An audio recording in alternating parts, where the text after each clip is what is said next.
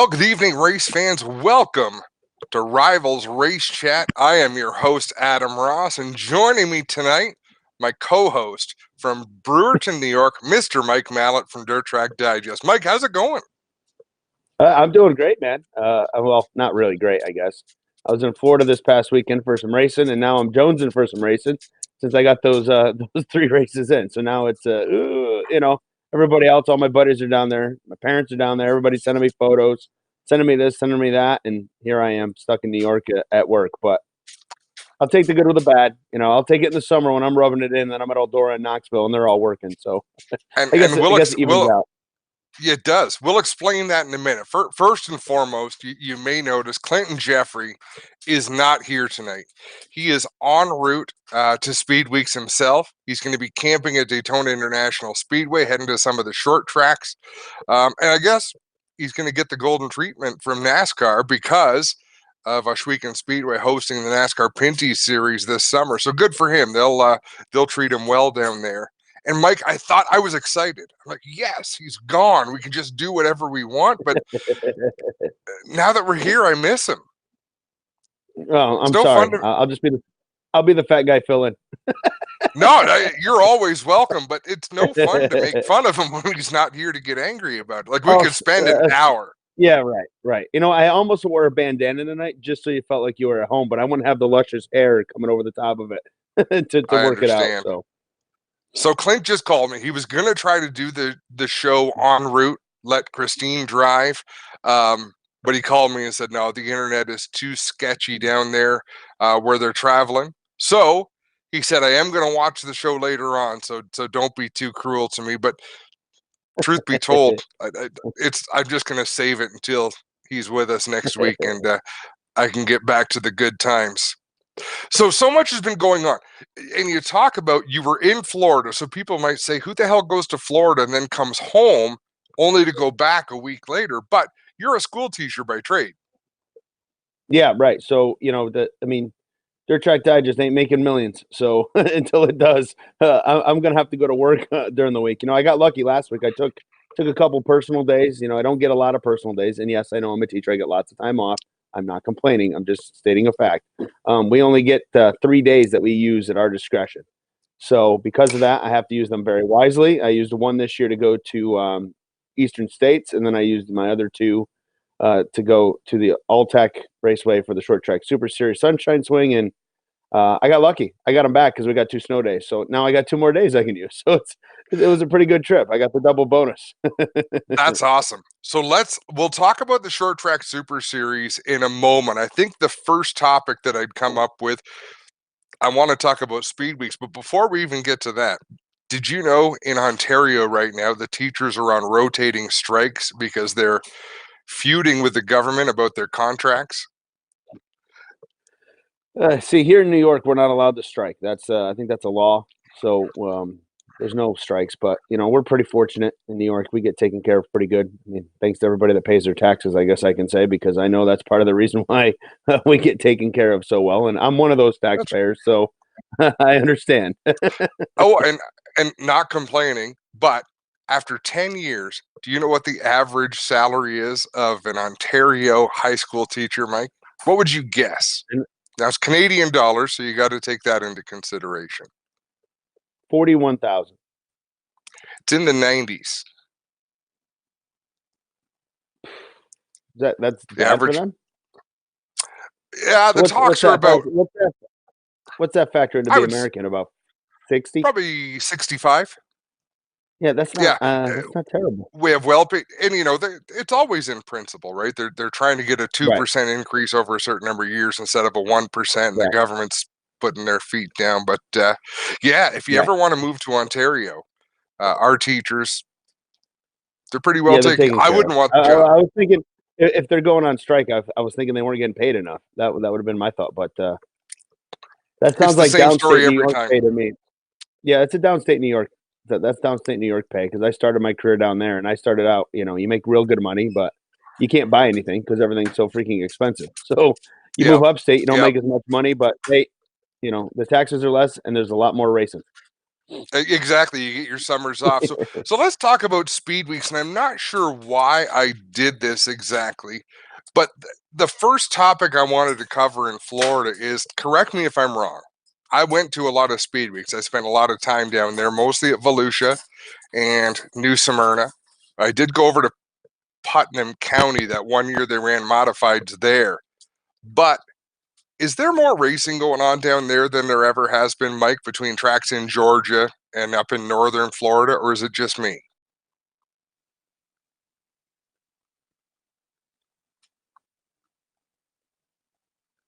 I lost Mike's volume. How'd that happen?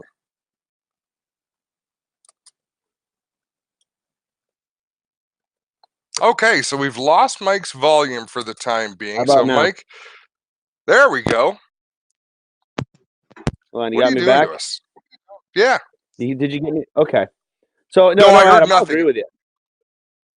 What? And No? I'm not sure, and I don't want to knock Alltech Raceway because I think it was awesome what they did with Deo, but the crowd was really sparse the first couple of nights, and it makes me wonder, are the tracks starting to go to kind of a backgate mentality where the fans are kind of gravy if you can cover your purse on the back gate? Like I had no idea the Grit Sportsman Series was running. I don't even know what racetrack they went to, but I know that looking through the results, there's about 8 or 9 different tracks down there racing this week.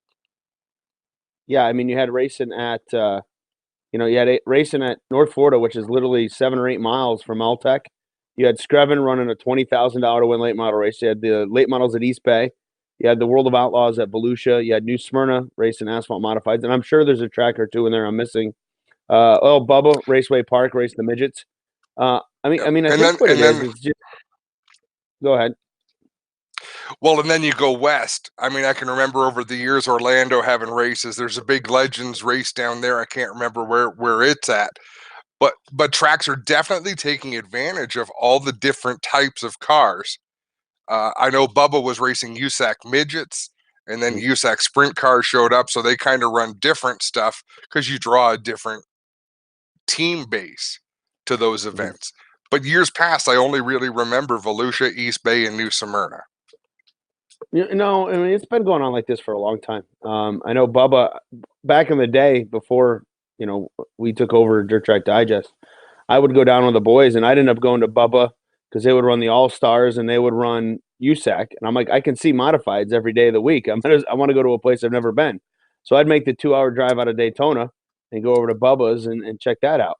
But I think the thing you're getting though is like tracks realize at this time of the year, like Florida racing in the summertime, not to knock it, but it sucks. So the Oh, racing this time yeah. of the year, you get all the guys, you can draw cars. Whether or not you get fans, yeah, I mean, I've looked at some of the crowds like New Smyrna and Alltech. The Saturday crowd was decent. Volusia gets a huge crowd. I mean, they're benefiting from being 45 minutes from Daytona. There's enough fans to go around. I think down there this time of the year because again, everybody down there, half the state of Florida feels like it's New Yorkers. You can't go anywhere without running into people from New York, whether they're retired or people on vacation or whatnot. So I mean, is there a lot of racing? Oh yeah, there's a lot of racing, but obviously it's got to be working, or I don't see these tracks continuing to do what they're due if they were losing money. And plus, with the advent of pay per view, and let's be fair, that makes it a lot easier to make some money. You know what I mean? Like you have, yeah, you have your 1,500 people in the grandstands or 1,000 people in the grandstands, whatever you got, but then you're going to get X amount buying the pay per view online. And that's what a lot of these tracks are doing. You see East Bay making deals with the Lucas Oil late models to be on, MAV TV, and you've got, Speed Shift covering all tech. You got Dirt Vision and Flow over at the All Stars, and then you got Dirt Vision picking up from there with the Outlaws. I mean, there's just between the crowds that you're getting and the pay per view money now that you can make, because again, not everybody can go to Florida. I'm fortunate that I got to go for the weekend. I mean, it was awesome. I worked for, the DTD TV broadcast, doing the pit reporting stuff, and I had a great time, but I'm very lucky to be able to do that. There's not a lot of people that can do that and just take off in the middle of January and February and go to Florida. So um, I think that the advent of pay per view and what tracks have been able to do with that helps offset some of the costs of maybe if your crowd isn't spectacular. Because let's be fair, New York, there's Yeah. a ton of modified fans that couldn't go. Yeah. Yeah. Oh, yeah. No, and you guys did a great service. So let's talk about. And Speed Weeks is a phenomenal experience. If you ever get a chance, no matter how long it takes. In fact, there's never been a better time to go to Speed Weeks in Florida. Believe it or not, it is more affordable now than it's been in the last 20 to 30 years. Mhm. Because there were years, I was talking to GT actually earlier today. I was in a bidding war one night. It was the Saturday before the 500, and a lot of reservations would close out that Saturday for people that were down the week or so leading up to it. And it was a bidding war on a room at a Days Inn in Daytona that was under construction, and it was a shithole. And once it got to $350 for that night, I bowed out. So it's not like that anymore. I've heard of people getting rooms for a whole week for around $1,000, and that's Yeah, ocean I mean, view. I set my parents down for the week as part of a vacation for them for Christmas, and I spent roughly on the room about $1,000. And that's for Monday to Monday. So we're gonna go. They're at Volusia tonight, and I've been getting texts from my mom, rubbing it in all night that they're at the races, and I'm sitting here watching back and forth. I'm watching, talking to you, Adam, and the four wides going on at Volusia right now for the big block modified. So, you know, um, but yeah, it's definitely a good time to go down. And if you haven't experienced it, you got to go. I've been to the Daytona 500 now the last 2 years, and I know this year I'm going again, not because I want to go. I have a great time. Don't get me wrong, but you can spend some money at the Daytona 500. And this year I'm Yeah, going because my parents have never been, and they're like, "Well, if we're gonna go, you got to go." So I guess I'm stuck. But yeah. it's And it it's is a still great fun. Don't get me it is a wrong. great It's a great experience. experience. Yeah, definitely a great experience. And if you've never done it, if you've never been to Volusia, if you've never been to Speed Weeks, you'll have a fantastic time. Because again, getting out of New York, getting out of the Northeast, this time of the year when it's 40 degrees today, and it felt warm, and you get down there and it's 75, you're like, wow, it is. This is something else. You won't want to come home though. That's the problem you're going to have. And the weather this week looks fantastic. I Yeah, made the yeah. mistake of looking at the weather forecast, and it kind of pissed me off. But I'll go back. My plan is to go back when Connor's out of high school. If all goes well, that's another couple of years, and I'd like to go down and share the experience with him. He'll be almost as old as I was when I went down with my dad. So kind of a neat Okay. experience, just like you're doing this Yeah. year. That'll be cool. So Yeah. Spencer, if you don't mind, I want to talk with Mike about the Short Track Super Series Sunshine Swing. So if you want to take the YouTube link that I sent you, do it without sound and go ahead and just run the highlights. And Mike and I are going to talk a little bit about the racing that went on down there. I'm impressed that you What can was say your? sunshine swing because I've been messing that up all week. Like I have to Oh think about man, it. have a look It's a at tongue this twister. racetrack, Mike. Yeah, no kidding. What was your first impression of this facility when you walked in for the first time? Look, I've been to some Florida racetracks, and some are sketchy, if you will. Hmm. This place was nice. We talked a little bit with Brett Dale, and we talked with the facility owner and all that, and they've made a lot of improvements there, and there's more improvements planned. So it's definitely got some. You can tell it was let go for a while, but they're doing a nice job of upgrading some things, kind of bringing things back around. They got a great sound system there. Um, the bathroom facilities aren't bad. Nice big pit area, pretty organized parking lot. So the catch fencing probably, it's not. Well, I guess it's no different than you see some of the places in New York, but there's a few things that leave something to be desired. But other than that, it wasn't too bad. And again, the guy's only been running it for a couple of years, so it's got some work coming back, to bring it back. Well, I remember the family that opened up Putnam County. They came up to Super Dirt Week the one year, and this is going back at least 15 years ago. And when we rolled in there, it was gorgeous the work they had done to that place. So there are some facilities that are just fantastic. But just looking, and I watched some of the broadcast down there. You really took an A team of people down there to cover this event. But this track is wide. Yeah, it's really wide. The racing was decent. The only issue we had, the final night kind of rubbered up a little bit. But the race was still really good. You know what I mean? It was one of those deals where it took rubber, but it didn't ruin the racing. It was still a decent main event. So, maybe that's something just because it's something different than they've ever had there before with the modifieds, that maybe they got to prep the track just a little bit different. But other than Hmm. that, I was impressed with the facility and how it raced. The Friday night nightcap feature. We ran two features on Friday. because we rained out on Thursday. The nightcap feature, I mean, Stuart Friesen won it, and he was running the wall all the way around the place, and it was phenomenal, spectacular. You know, watching him battle. You know, in this race here you're watching now is the Saturday night race, and you know, you just never knew who was going to win. I mean, it was that good of a race. No, and You know, Mike. that's what I'm watching, the slide jobs, the different lines they run, the runs people get off the corner. We're looking at Eric Rudolph, the eventual winner in that 25. If you're Brett Deo, and I don't know how many years he dreamed of doing this, but let's say you're Brett Deo around last July, Mike, and you're thinking, okay, this is the year I'm going to do it. We're going to go down there. How many cars do you expect to show up? You know, for Brett, you know, Brett does a pretty good job of working with guys and getting guys to show up. You know, and I think the other thing he's got going for him is we don't run. You know, if you go to Volusia, it's dirt car rules. So if you don't have your dirt car legal big block, you know, you're kind of out to lunch. You know what I mean? So without that dirt car big block over there, you're in trouble. You know, so this offers an opportunity for guys that run the Dale rules, run the big doors, run the big small blocks, run all those different rules, run the American Racer tires, the Sunoco fuel. This gives them an opportunity to go down. It also gives the bigger teams that have the money the opportunity to now run for $80,000. You know, the total purse. I did the math. I did a story on Dirt Track Digest today. Brett Dale paid out $80,500 for 3 nights of racing. You know, it paid $5,000, $7,500, and $10,000 to win on the Saturday finale.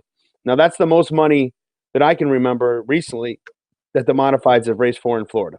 You know, because Florida pays shit. Yeah, well, they now on a positive, you know. Now let's be fair. On a positive, I think Deo did have a positive impact for the guys now that are racing right now at Volusia, because now all of those races at Volusia pay $3,000 to win with the $5,000 finale. So they did get a bump. Forever it's been $2,000 to win. You know, yep. 150 or 175, 200 to start.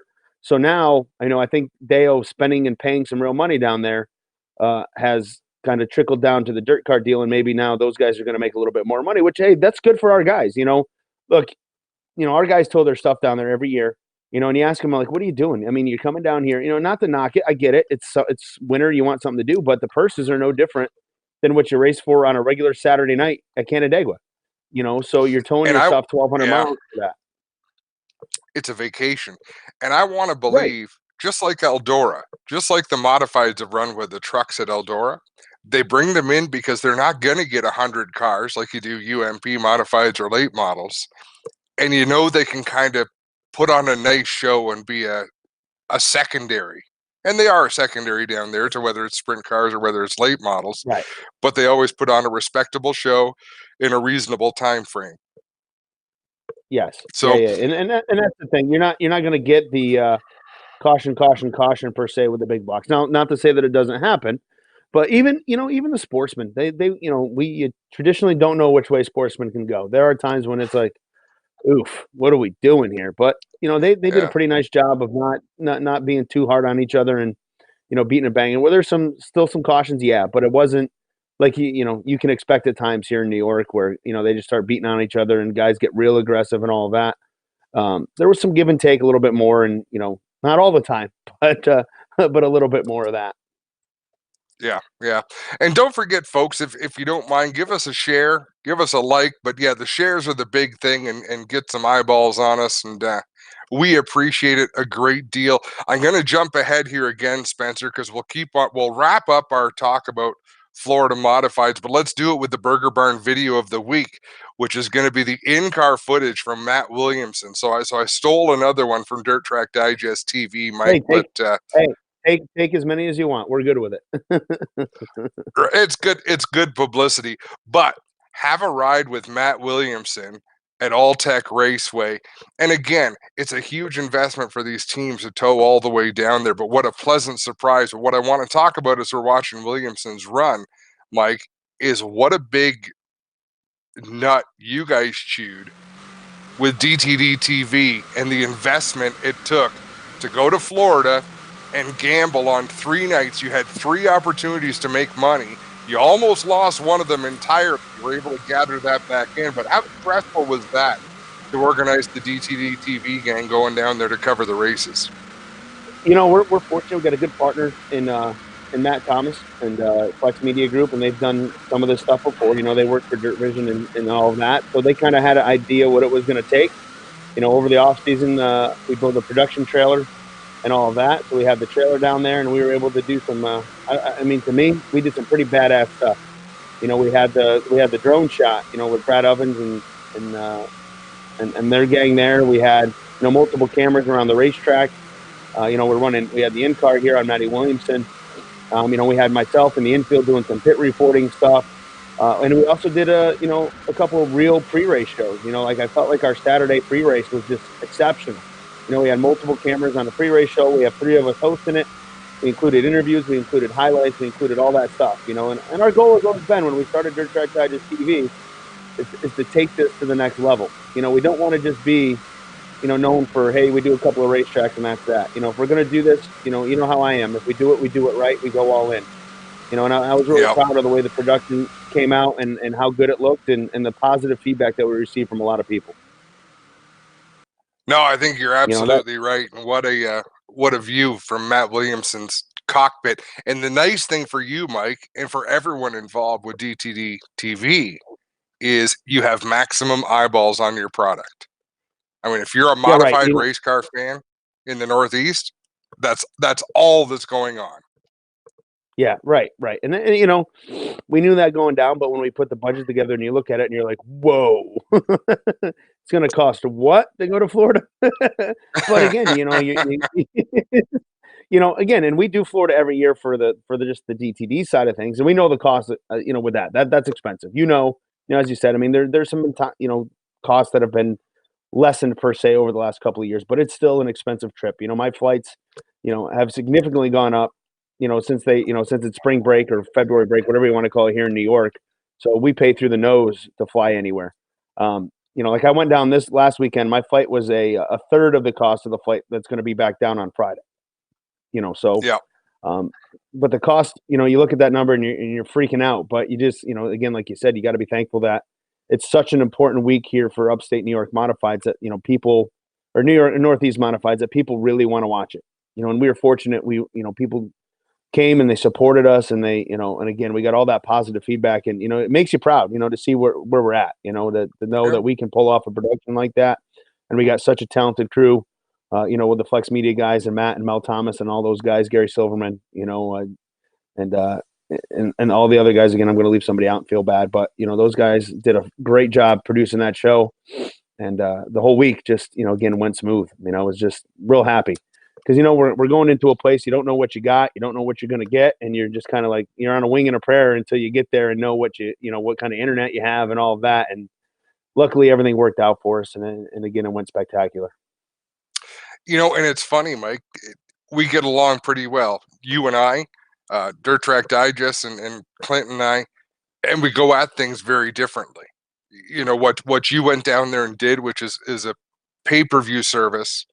And what we push up here in the launch of GeForce TV is the goal is to keep it free, but it's all the same. You're still people have to get paid. We're just going about it a different way. Right. Our next topic is a touchy one for me. So you don't know what we're going to be talking about tonight. Fans, you're familiar with fanschoice.tv? Yeah, I actually had a subscription to Fans Choice. I believe it was free. And I'm not, let's be fair, I didn't watch it that much. I only signed up once because I wanted to watch. There was an asphalt modified race late in October, I think it was, and somebody posted on Facebook that it was on Fans Choice. So I went over and they said, "Yeah, you got to have an account. It's free." Okay, cool. So I logged in and watched it, and it was I want to say it was from Thompson or something. I don't even know, but it was one of those Sundays where I had nothing here to do. So I know now that Fans Choice is now a pay-per-view service, right? I believe it's $4.99 or $5.99. Well, hang on, it gets even better. So Fans Choice, that's who broadcast the NASCAR Pinty Series, qualifying, practice. When the race came on, Pinty Series has a TV deal. But for me, people could watch and keep up, and they'd hear my announcing from wherever they were. And Canada is a big country, so you'd be out in the western part of Canada, and people in the east would watch and listen. So now what they've done, and now you can show it, Spencer. So you go to Fans Choice TV, and there's this big announcement, hey, we've gone to NBC Sports Gold Plus Track Pass. So come on and enjoy Track Pass. And you log into the NBC Sports website just like this and sign in. But down at the bottom in small print, available in the US only. You scroll down the page, there's a big announcement. Hey, Track Pass is going to cover the NASCAR Pinty Series, available in the US only. Are you kidding me? The last 2 years, NASCAR's made such a huge deal about being international. Our international team is doing better things than ever before, and they just took away the opportunity to watch this racing from Canada. I would have watched the ARCA race tonight from New Smyrna. I believe it's on the service. I would even pay. I'd pay the $5 a month because I would enjoy the content that you do get, even though it used to be free on Fans Choice. So that sort of thing ticks me off when people start with a free model and then they change it up to pay, and then it gets worse than that because even if you want to buy it, you can't get it unless you're in the United States.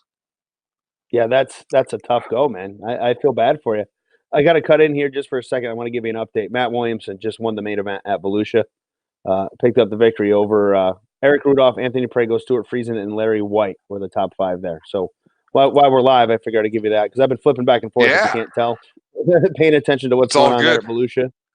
So, had to get my Twitter. I had to get my.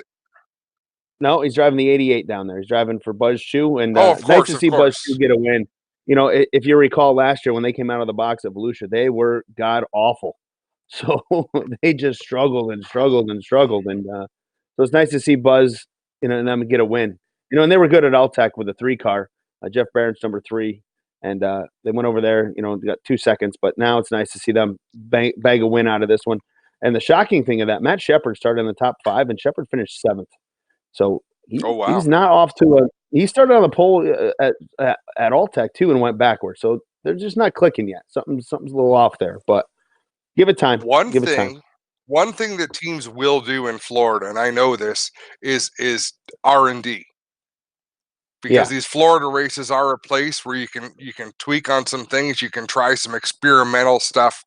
Not saying that's what they're doing. There could be just something that's a little bit off, but it is a place where they might go and try things that they wouldn't do at home. Yeah. So we're going to jump around.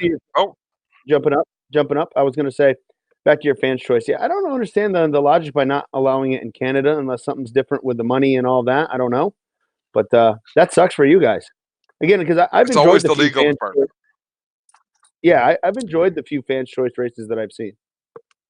Yeah, it's been good. I've enjoyed doing it. But we're going to jump through the lineup a little bit because I believe we've got Jason White with us, fresh off a top 10 finish. Oh, Spencer says, no, we don't. But we might have Clinton Jeffrey. I see he's trying to log in. But no, so Spencer's in the background pushing all the buttons madly, trying to get. This is the first time I've been able to hear Spencer in my ear. It's kind of different. Oh, really? Yeah.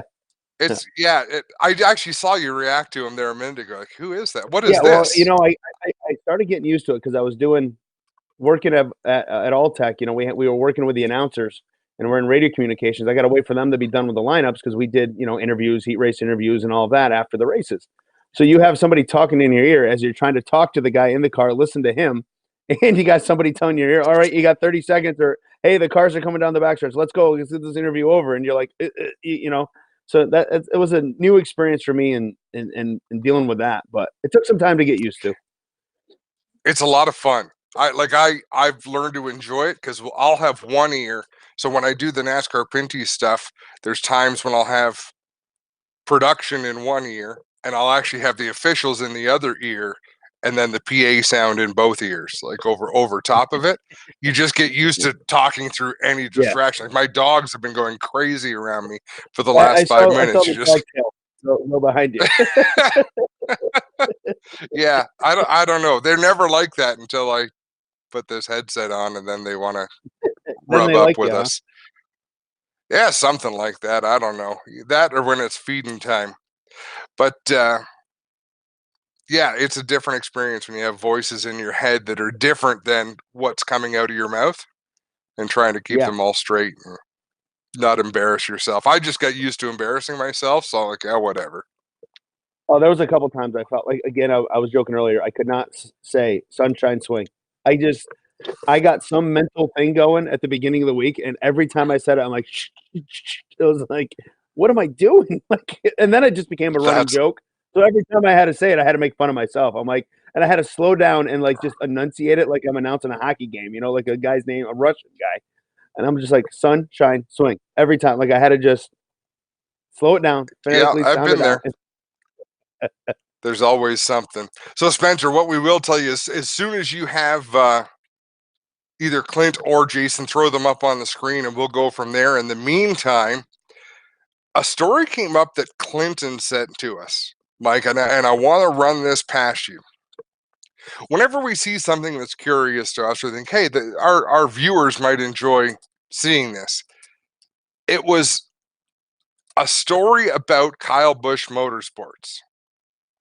Travis Braden, who is a late model racer, went down to North Carolina in January and started working for Kyle Busch Motorsports. The very first night in New Smyrna, their cars finished first and second. Kyle Busch Motorsports allegedly gets a call from Brandon Oakley. Brandon wants to drive the second car for the week at New Smyrna. So according to the story, Brandon Oakley got the ride in the second car, and his one stipulation was Travis Braden can't be anywhere near the race cars all week long. So the guy that prepared the cars for Kyle Busch Motorsports was pushed out the door for the week. Said, look, you can't be around the cars all week long. Sorry. But Brandon Oakley's going to be driving. You're out. How would you What is react that? to that? I can tell So, them. well, this is what. No, I can tell you what I would say. It's not appropriate for internet, but. Well, that crazy, right? So, yeah. and then when you break it down some more, so Travis Braden decided, screw you. I'm going to find myself a car to race for the week because now I want to compete with you. So Travis Braden is trying to get himself into a pro late model. As you read further on, Brandon Oakley and Travis Braden have a long-running feud, and it got quite personal. They're both quite young, but they've had a long-running feud, and it got ugly. Then as you read into it a little bit more, this story was actually on Travis Braden's personal website. So it's so right. So he's actually working for Kyle Busch Motorsports, but has a story written by somebody else to show his slant on this situation. And Clinton Jeffrey, just like you said, this is bullshit. Like what's the deal? But it's a business. So Brandon Oakley didn't call and earn a ride with Kyle Busch. I'm sure 90% sure, maybe 98% sure, how big is the check that you need us to stroke to drive this car. And once you stroke that check, you can say, look, I don't like this guy and I don't like this guy. Get them the hell out of here. I'm renting your equipment. I'm renting your expertise, but I don't need to deal with them. Right. I'm not saying I'm not saying it's right. But look, that's the world we live in, especially in the pavement world. It's I mean, we're fortunate in the dirt world. It's not as bad. I'm not going to say there's not guys that come to rides with money, et cetera, but it's not as bad as you see in the pavement world. In the pavement world, it's all about money. I mean, you better come to the table with something in hand, a suitcase full of cash if you want to get yourself a ride. And and even in that, I mean, how sad is it that's trickled down that far to what is that? Is it the ARCA East series? I mean, it's not even the overall ARCA it's not series, even. right? It's the late models. Right. It's the late models at Smyrna. So it's the support division for ARCA. I mean, that's how far we're trickling this stuff down now. I mean, it's nuts. That's nuts. It really is to a point. And the asphalt world is so much different than the dirt world that if that happened in dirt, you might shake your head and go, "What on earth?" On asphalt, you just keep going. Like, yeah, it's normal. It's normal. It happens all the time. I mean, who's the last guy to make it not spending money? Kyle Larson. I was going to say Kyle Larson comes to mind, and there's usually one per generation. And I want to say so. Yeah, I would say Christopher Bell, Kyle Larson, Jimmy Johnson, if you follow that train back. I don't know about Ryan Newman, Tony Stewart. How about Ryan Preece? Did Preece bring money? I think No, okay. Priest is an interesting story because instead of running full season and mediocre equipment and Xfinity, what the Priest family did, from what I'm told, is rented I think it was a Joe Gibbs ride for 2 or 3 races in Xfinity. And he won the first one that he ran in. So he was able to, a lot of what these drivers do, and I'm not saying Ryan Priest did, they sell themselves. So they find investors and they sell a percentage of their career. And Right. I don't know who's done this, but I just remember in reading things over the years. So you'll say, you can own 10% of my future, or you'll get this much return. But for Ryan Priest, everything that happened just right. And Yeah. he Yeah. won For him. when he needed to win and got the right opportunities. And his first year in Cup was horrible. Like, I don't think anyone expected things to be that challenging for him last year. But they did have money, to my knowledge, to get a long way up that ladder. Okay. All right. That makes sense. But it's not. I That mean, makes sense. until someone else comes along, this Paul Menard, right? Like, how do you compare anybody when someone comes along that's just mad money, right? Yeah. So Yeah. what race do we have going on there? Spencer, can you see what race that is? Says stand by. I'm looking. Doesn't say. Well, there's only 8 cars in it, so it's got to be either a heat or a C main, I would think. Because it's fairly early yet. So the action Oh, tonight. I know one of my guys is at Volusia, so he's not racing. No, there's a couple of people that are taking a little bit of time off. The competition has been stiff, but carrying on. So we talk about the atmosphere in asphalt racing versus dirt racing. But how about, let's look at a couple of races coming up in Ontario this summer. We'll start with the Jacasa Motor Speedway Maple Leaf 250. Spencer, can you throw that image up on the page? I They think I just saw an released ad for this this. And did I see it right? How much money it was going to pay? Yeah, that's what I saw. 175,000 to win. That is The nuts. support, it is. And you know what? They may get less cars than they had last year because people know it's getting harder and harder to get in the show. But I think they'll still be up in the 50s, maybe the 60s. You hope a team like Kyle Busch Motorsports decides to bring their teams up. Who knows? But it pays really well to start. I think last year, just to qualify for the race, earned a team $3,000. So Yeah, and it that's is a 4,000. huge deal. What kind of crowd do they get for Yeah, that? the crowd's been building. Over the last couple of years, the crowd has been building for that. It's a great event. Now, this year, they've got a big challenge. They're on the same weekend as the truck race at Canadian Tire Motorsport Park. I don't know how much that's going to split the crowd, but there is some crossover there. But Alex Nagy's been doing a real good job promoting that event. Even the support races, the super late models pay $10,000 to win. Super stocks pay $5,000 to win the day before. It's a great weekend. It's a great event, and top notch. Update from East Bay. Dylan Westbrook came home 15th tonight, while Sam Haferteet pulled off early and was scored 23rd. Thanks, Wesley. We appreciate the updates. So a huge You deal see who won? for Jacast. Kyle Larson. Just so you know. Did he really? Man, Yeah. he's still allowed to run whatever he wants, Yeah. eh? Yeah. But that money is amazing for because for me, I see that asphalt stuff. And I go to I did a little bit, dabbled in the asphalt world there for a couple of years, and it just got to be too much with everything we're doing with DTD that we kind of, put it on the back burner until we can do it the right way. And, not knocking it, but the crowds weren't nearly what you would expect for some of the shows that I went to. I was a big fan of the asphalt modifieds, and I went to a lot of asphalt modified races, and, you would think having asphalt rides, you would get a decent crowd. And some places did. They packed the place.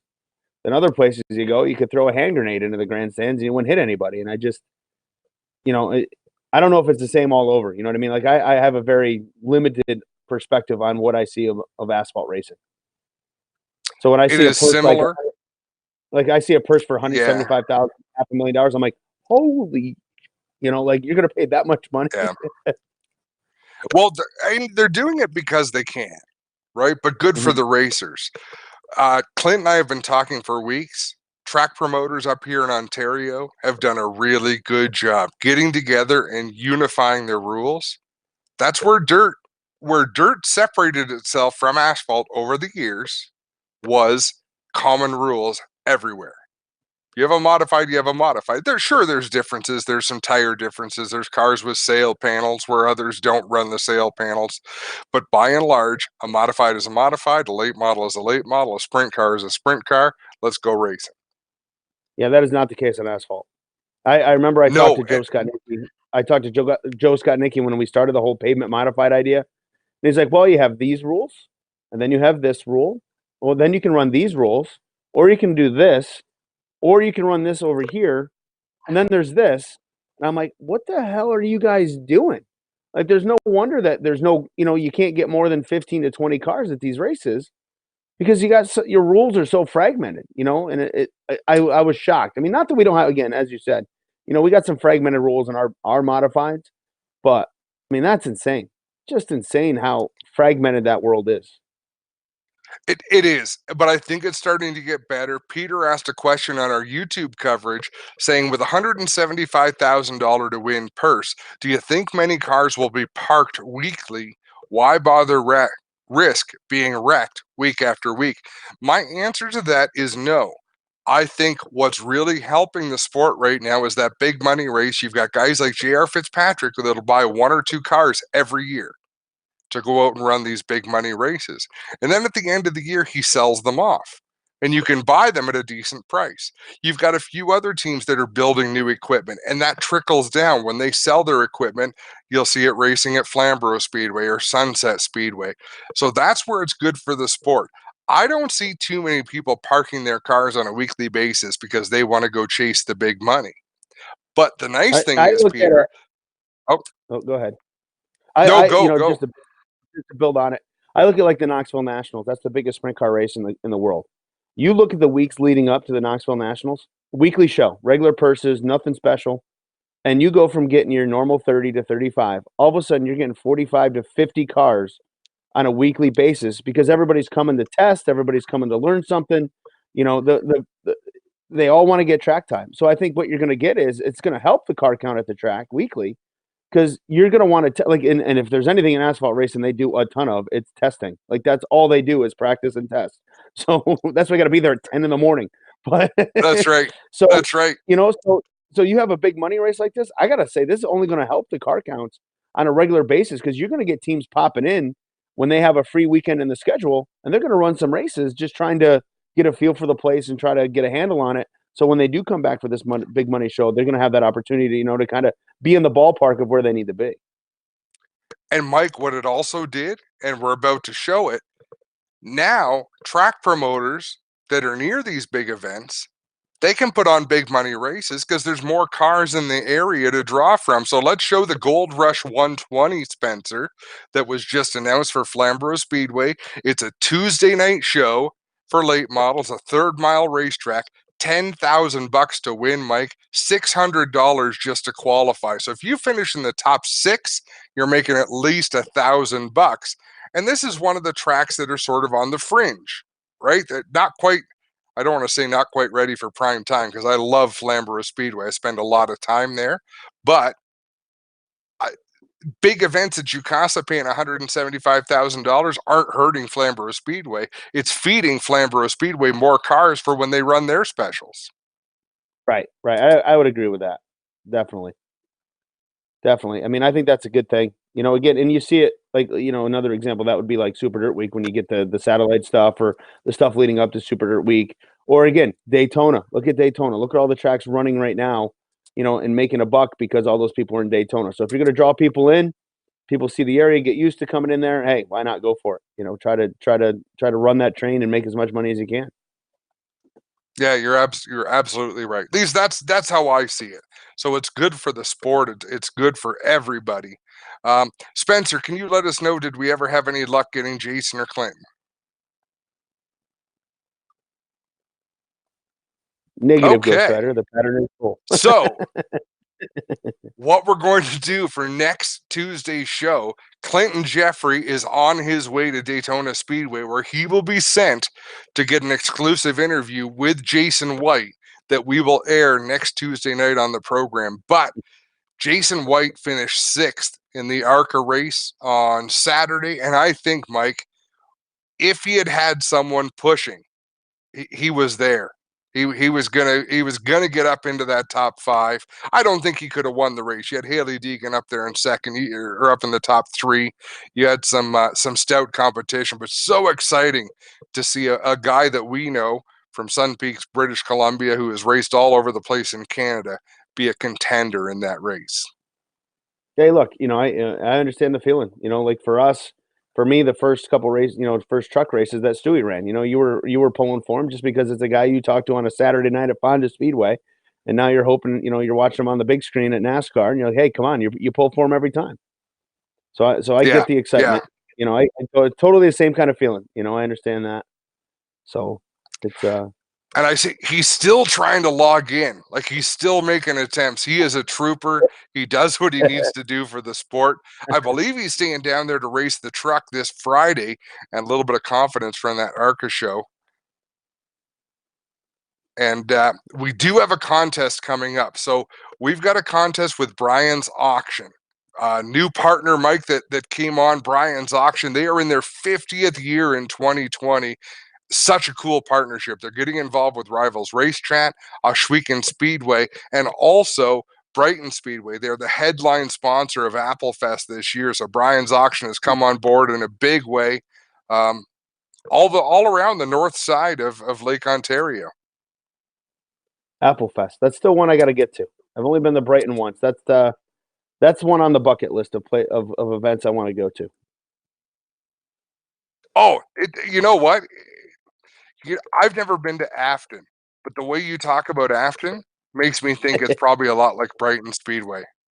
It's fun. Yeah, and I would agree with that. It's a local racetrack. Local drivers. You don't have all the. I mean, there's guys with stackers and all that, but it's not the. Hey, I'm not going to watch this. It's not like going to Brewerton on a Friday where you get, you know what you're getting. You get Matt Shepard and Jimmy Phelps and the Super Car Series guys.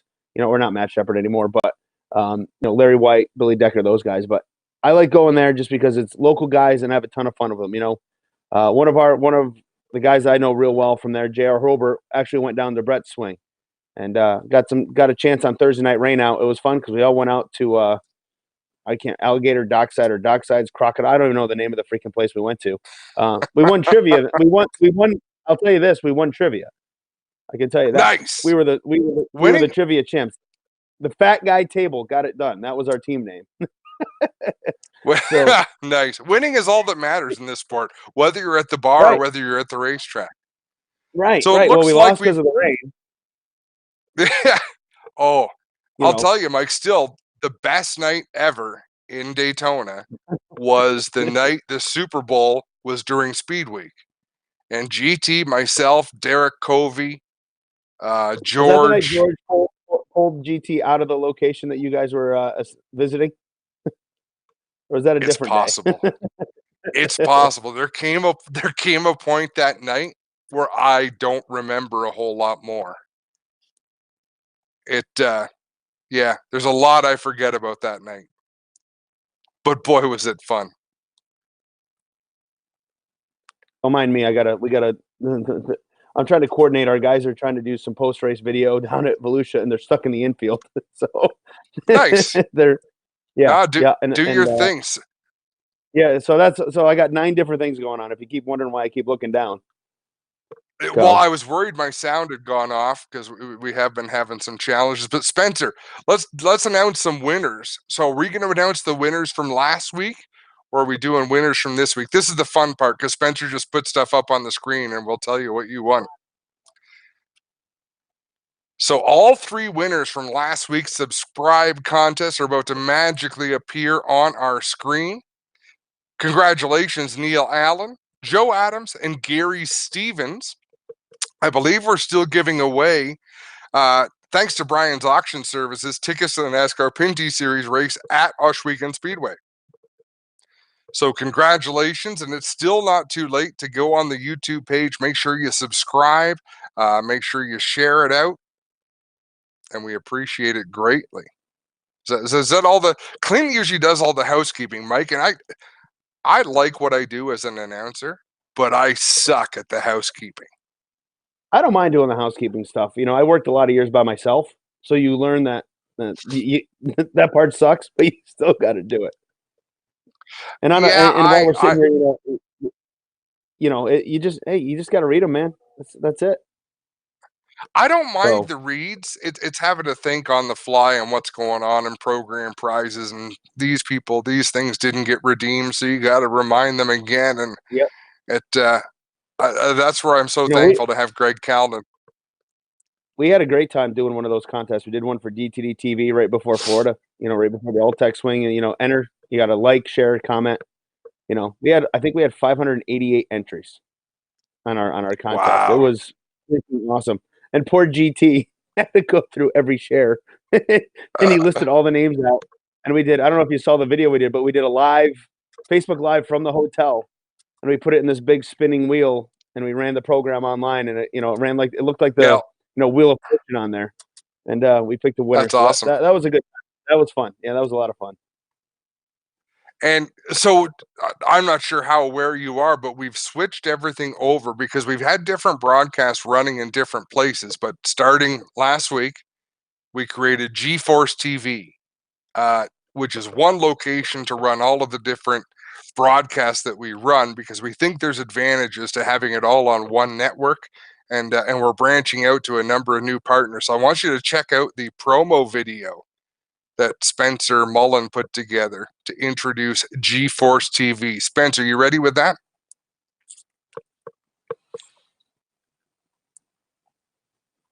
You better be. Put him on the spot.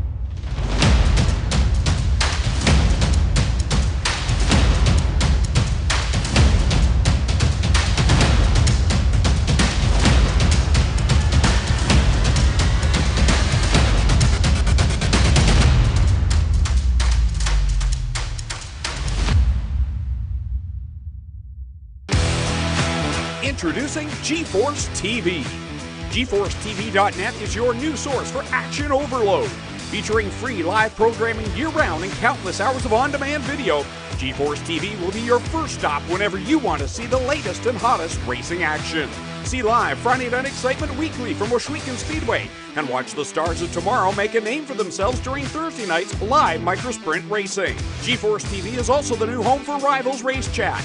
Watch weekly as Clinton Jeffrey and Adam Ross discuss all the hot topics in the world of motorsports. For iRacing fans, GeForce TV has you covered with hours of live broadcasting from Rivalz and GeForce TV racing leagues. GeForce TV promises to deliver motorsports, esports, and action sports you want to see, along with talk shows and vlogs to keep you connected to the lifestyle you love. Visit GeForceTV.net today to subscribe for free.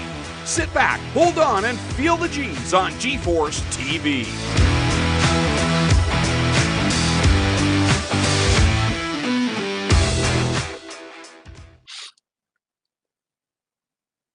It just makes the only thing that would make me happier, Mike, is if we could play Live and Let Die as the soundtrack to that video, just like they used to have for the old NASCAR races. But other than that, I think that's just badass.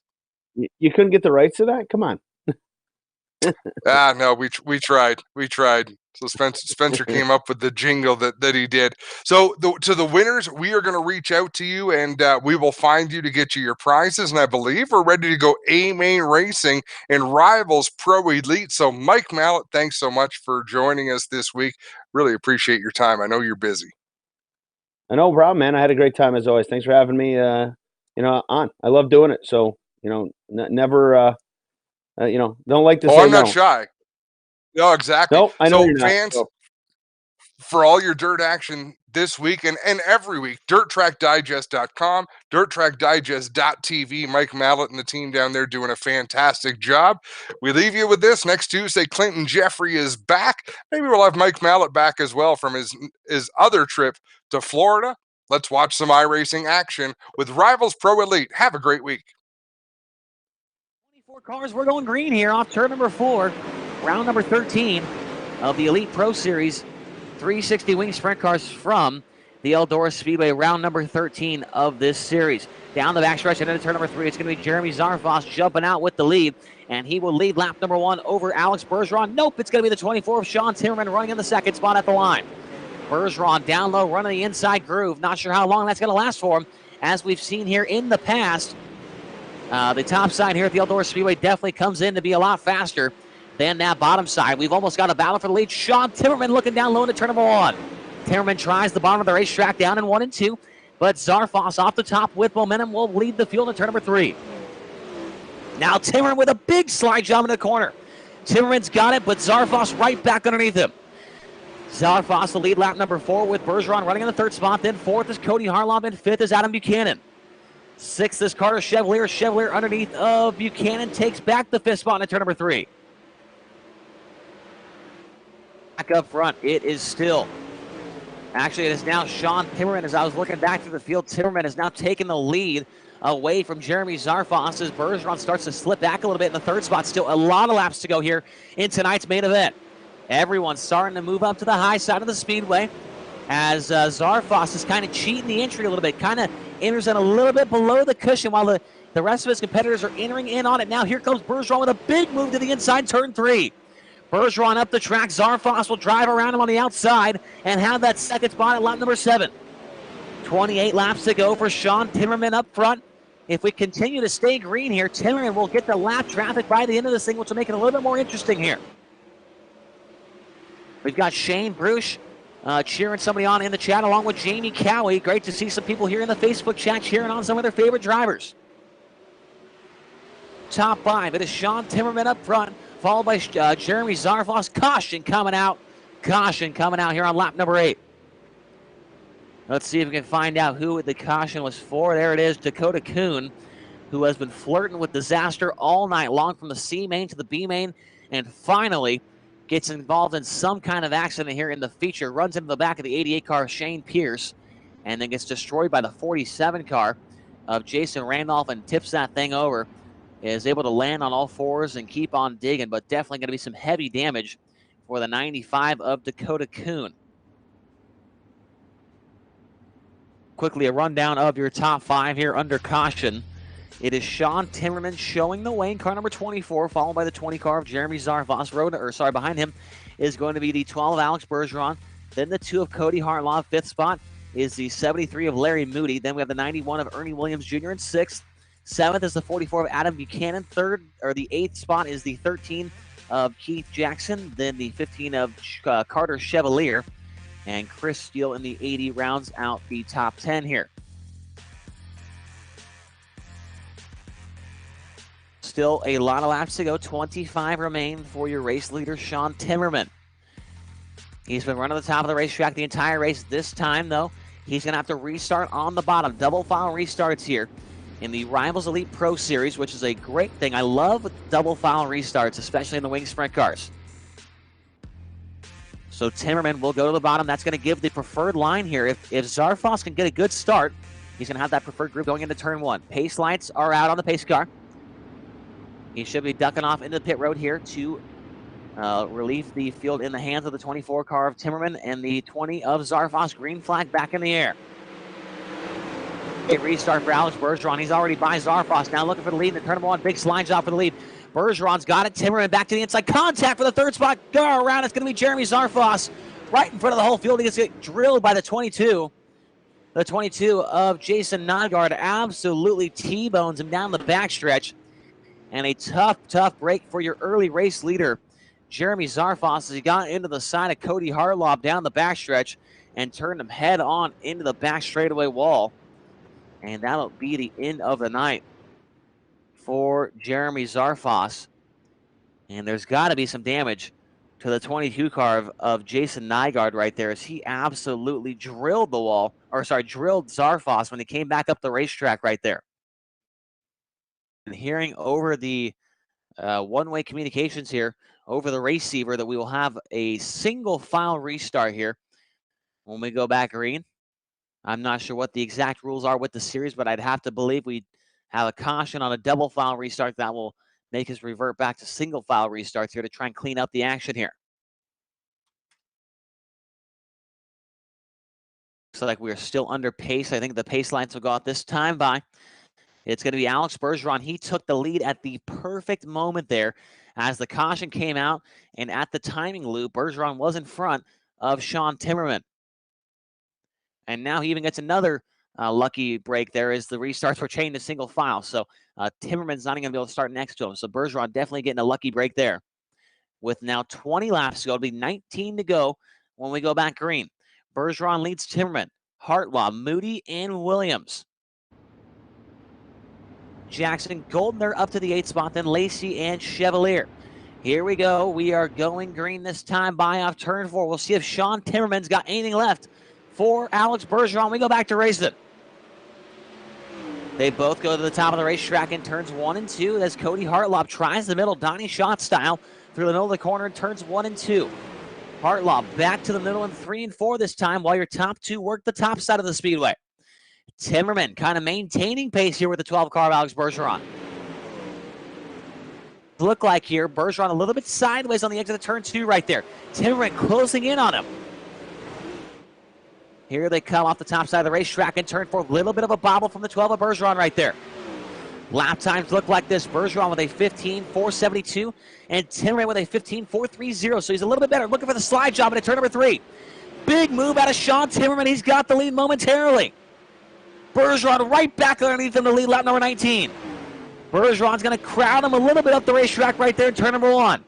Down the back straightaway, Timmerman trying to regroup here and catch back up to the 12 car of Alex Bergeron.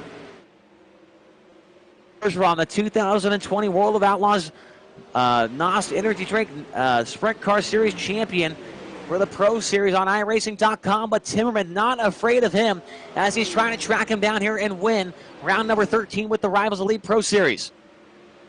Down the front straightaway they go this time by. Timmerman with a 15.488, Bergeron the 15.491. So Timmerman still about 3 1,000ths better. The cushion getting pushed closer and closer to the wall. Now Timmerman gets into the wall, and that might be all she wrote right there. Timmerman kind of put the right front tire right into the wall right there, and that's going to cost him a lot of time. Let's see what the battles look like for the 4th spot. Larry Moody's got it, but Ernie Williams Jr. working to his outside. Good battle for 4th. Now throw the 2 of Cody Hartlaub in the mix. 3-car battle for the 3rd spot. 3 cars going at it for the 3rd position. The 2-car of Cody Hartlaub got it now. Larry Moody and Ernie Williams Jr. kind of going at it as well with him here. There goes Moody with a big move to the inside. He'll try and roll the middle of the track, but not a whole lot of grip down there. And Moody will slip back to 5th. Larry Moody, one of the only guys in the field kind of working the bottom side of the track, kind of working in the slick stuff. And now, just as I say that, Hartlaub bounces off the wall. Cody Hartlaub tagged the wall in turn 3, loses 2 positions down the front straightaway. Hartlaub's in danger of losing another one. Here comes the 13 of, who is that? The 13 of Keith Jackson. Not able to get by Hartlaub quite yet. Now he's going to clear that slider into turn number 3. To the 5th spot now as Hartlaub might have some damage here. Definitely some damage to the number 2 car of Hartlaub as he pounded the wall in turn 3 a few laps ago. Out around this time by 8 laps remaining for the number 12 car of Alex Bergeron. Back about 8 car lengths or so, and he's not close enough to be able to track him down here. Ernie Williams Jr. runs 3rd. Larry Moody 4th. And Keith Jackson in 5th. Williams off the wall in turn number 3.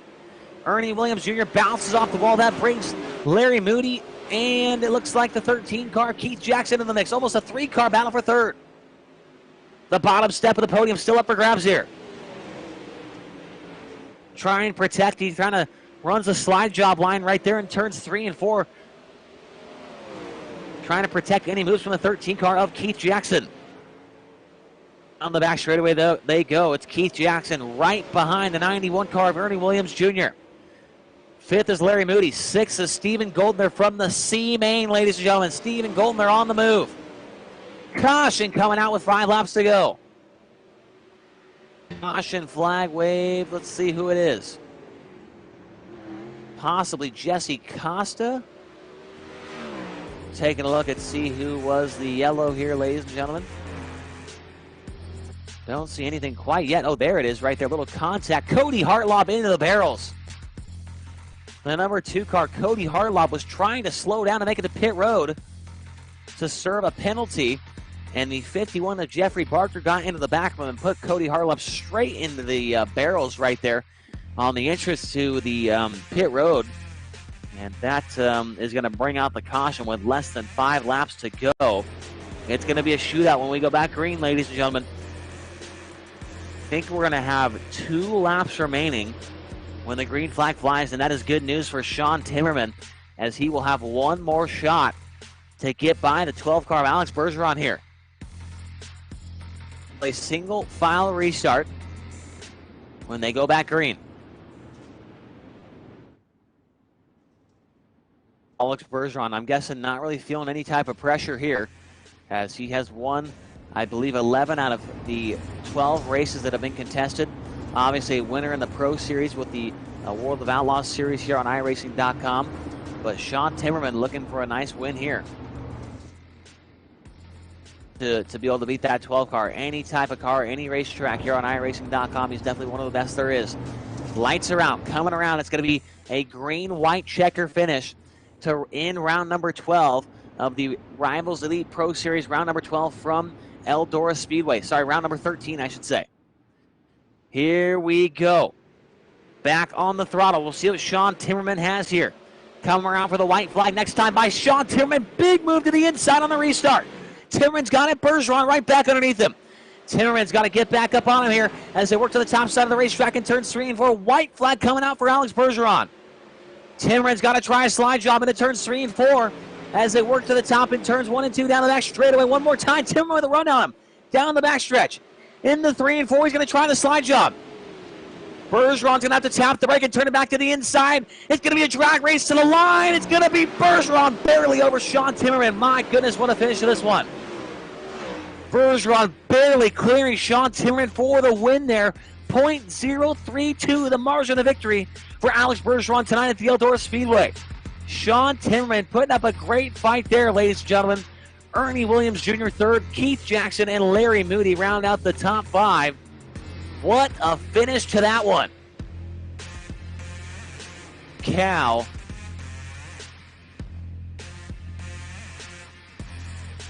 We are going to take a short break, ladies and gentlemen, to hear from our sponsor, G-Force. And when we come back, we are going to hear from our winner, Alex Bergeron. He's out there doing donuts on the speedway. He's pumped up after that exciting finish. We'll talk to him here after a short word from G-Force.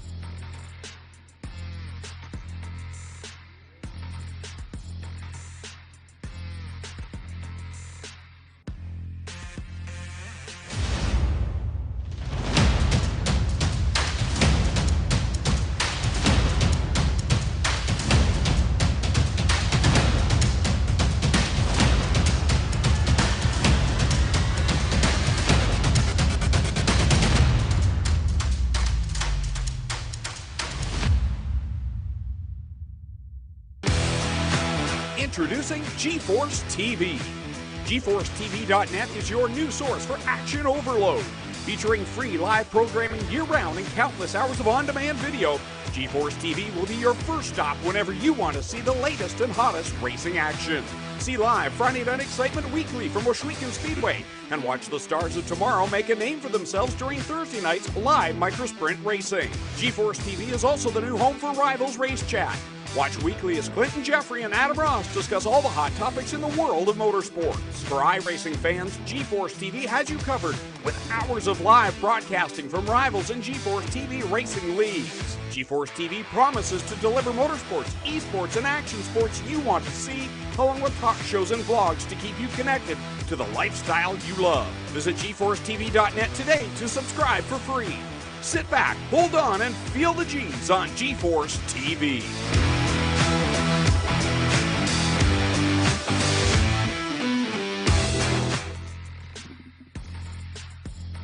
And we are back here at the Eldora Speedway after what was an exciting finish to a 35-lap main event that saw Alex Bergeron beat Sean Timmerman by just .032 at the finish. But real quick, we're going to talk to our third-place finisher, Ernie Williams Jr., the car number 91. Ernie, You started 9th in the heat, dude. You got into a transfer spot. You start 8th in the feature. End up on the bottom step of the podium in 3rd after a great battle there with Keith Jackson and Cody Hartlaw. Tell us about the race, man. The track was tricky. It always is here at Eldora Speedway with the cushion right up on the wall like that. Yeah, absolutely. That car got away from me. Missed the setup a little bit there towards the end. But yeah, it was the track definitely got a little bit more slicker than what I was expecting. It all in all, 3rd place, we'll take it. Good points tonight. Yeah, I started back in the heat race because my car was so tight in qualifying. I hit the wall both laps. It was not very good then. It didn't start out good. But all in all, not bad. Plus, I just went to VR here like the last 5 or 6 races. So if I got into anybody in that race, I'm deeply sorry and nothing intentional because I know I got into one Sean or Shane on the in Heat 1. But all in all, not a bad night. Congratulations for Alex and Sean on their 1st and 2nd. Absolutely, man. Well, those guys obviously starting there in row 2. You had to come from the 4th row. Do you think if you started a little bit closer to the front that you might have had a shot at maybe those top 2 guys there? Nah. Car went away too bad. I was barely hanging on right there. If it had been another 5 laps, I probably would have had to give up the spot. I was pretty much running the defensive line there towards the end. And even when the last caution came out, I was worried about it getting around me because my car's just – the last 10, 12 laps, it just was not what I was looking for. Made some adjustment, and it just didn't help me. And if anything, they hurt. So, yeah, 3rd place to be lucky. Like I said, another 5 laps, I'd probably finish 4th or 5th. I don't know how far 5th place behind Keith, but I heard him there probably for 5, 6 laps. And like I said, I was just basically running the defensive line and maintained 3rd spot. But, yeah, that caution didn't help me any at all. Hell, they was racing, and I couldn't even get to either one of their bumpers. I mean, it fell perfectly for me if I want it, with them slide jobbing each other in the last 2 laps. But my car wasn't there. I got you, man. Well, congratulations on a 3rd place run. Do you have any sponsors you want to thank or anybody you want to say hi to that's watching at home? Absolutely. Give a shout out to Tim Nichols with Tim's Dirt Track Simulators.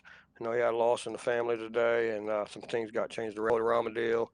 Black Diamond Motorsports been putting a lot of time in lately here, trying to get our cars back up front on a regular basis. You guys for doing the broadcast, man. You guys did an awesome job. Can't wait to go back and watch it. And congratulations to Alex and Sean on their win, and 2nd place to Sean. You guys have a good one. We'll see you next week. Well, ladies and gentlemen, that's Ernie Williams Jr. ends up in the 3rd spot tonight in car number 91. And real quick, now we'll talk to the 2nd place driver. That's Sean Timmerman driving car number 24. Sean, what a finish to that one. Did you think that coming off turn 4 that you were going to be that close? Because it seems like every time you kind of threw a slide job at Alex, he'd nearly clear you all the way by the time you guys got back to the stripe. But that time, I mean, you guys were dead even. I mean, he had you by maybe a wheel at the finish line. That was pretty close there, man. Yeah, I didn't think I'd be able to get that good of a run off turn 4. I expect Bergeron to have a little bit better drive off, but we gave her my all. Absolutely, man. I mean, I've been kind of paying attention to the qualifying series for the World of Outlaws NOS Energy Drink sprint car deal here on iRacing, and it seems like you're kind of up there in the points trying to get your Pro Series license, racing with a guy like Bergeron and nearly beating him right there. I mean, that's got to give you a lot of confidence, heading into obviously the rest of the season here with the Rivalz guys and with this, possibly making the Pro Series here coming up in a few weeks. Yeah, well, with the Pro Series, I've had a few bad weeks, but so we're kind of making up for it now. But yeah, it's definitely fun coming out here and being able to race with Bergeron and some other pretty. Midway through the race here tonight, it seemed like you were maybe faster than him. I was kind of checking the lap times there a couple times, and you were a couple hundreds, maybe a couple thousandths faster than every now and again. And there was that one time you kind of hit the wall a little bit with the right front, and you kind of fell out of the mix there. It seems like once you get like a little bit of separation, maybe 2 or 3 tenths, maybe 4 tenths away, it's kind of harder to keep up with the guy in front of you. It's almost like there's almost like a draft here at Eldora Speedway, it seems like. What do you feel from your point of view? It seemed like when you were right on him, you could really keep up with him, run good laps, but when you got a little bit behind him, you started to lose a little bit of time. Well, I mean, the reason I'm able to keep up with him when I'm right on his bumpers because I don't feel I have to make up a lot of ground because I can still throw a slider at any time. But when you fall back a few tenths, kind of just makes you want to push a little bit harder, and then you just end up making mistakes. Absolutely, man. Well, Sean, congratulations on a good second place run. Nearly a win here tonight, man. That was an awesome race to watch. Do you have any sponsors or anybody you'd like to thank here tonight that might be watching the broadcast? Yeah, I'd like to thank everyone over at American Dirt Motorsports, Dirtco Media House, Sprint Car Insider, um, Ram Graphics, Full Velocity Racing Network, and I think that's it. Well, Sean, congrats on the second place run tonight. Fantastic race between yourself and Alex Bergeron, and I'm sure we'll see you at the next one. Yes, we will. All right, ladies and gentlemen, that's Sean Timmerman. And real quick, we will now talk with tonight's 35-lap main event feature winner, just barely over Sean Timmerman, Alex Bergeron. Alex, were you expecting it to be that close to the line, man? Because, Sean threw a couple sliders. I mentioned that to him that, he threw a couple, and you were able to clear him really quickly down the straightaway. Did you think you were going to be that close to the start-finish line right there? You nearly lost the race there. Yeah, I didn't expect that at all.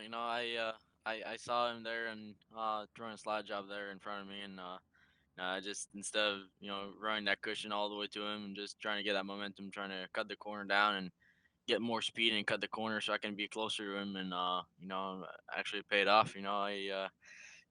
Second would have been good, but winning is even better.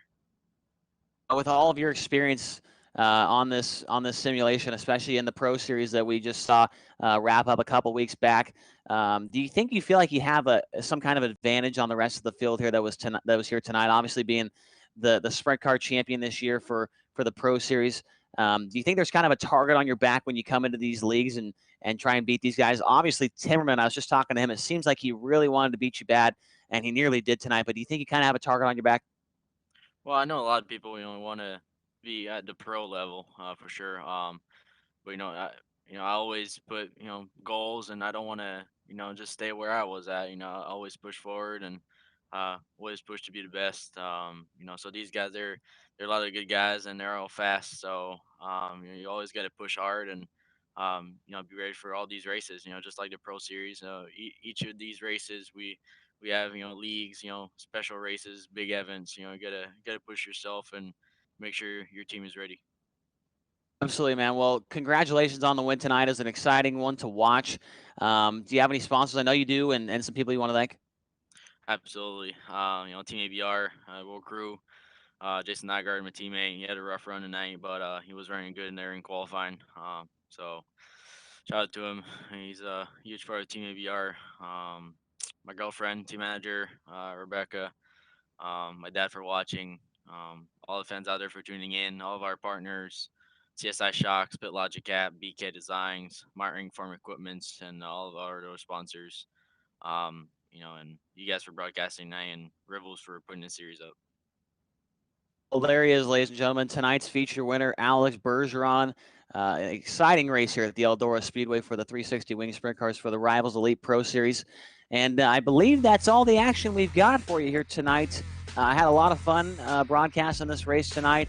A real quick show, and it's always great when the races go quick and we see a good one. So thanks to everybody that was kind of talking to us on Facebook chat there. Always fun to interact with the fans. And next week, not sure where the series heads off to, but should be a really exciting race. Hopefully a good turnout, and hopefully another good one that we saw here tonight. Thanks to GeForce, Turn 5 Media, also 3-9 Streaming. We'll see you guys next week here for the Rivalz Elite Pro Series. I'm Chase Rodman. Have a great night.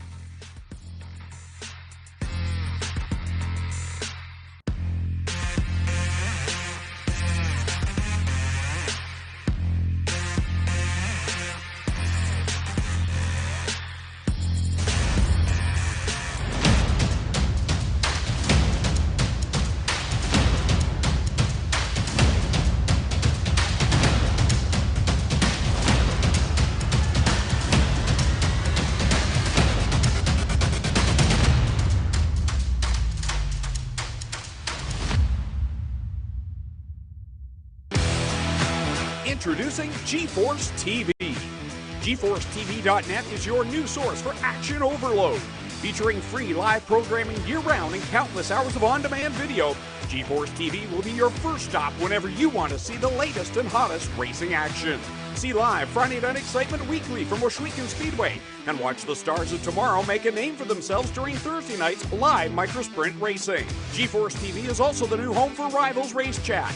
Watch weekly as Clinton Jeffrey and Adam Ross discuss all the hot topics in the world of motorsports. For iRacing fans, G-Force TV has you covered with hours of live broadcasting from Rivalz and G-Force TV racing leagues. G-Force TV promises to deliver motorsports, esports, and action sports you want to see, along with talk shows and vlogs to keep you connected to the lifestyle you love. Visit GeForceTV.net today to subscribe for free. Sit back, hold on, and feel the G's on G-Force TV.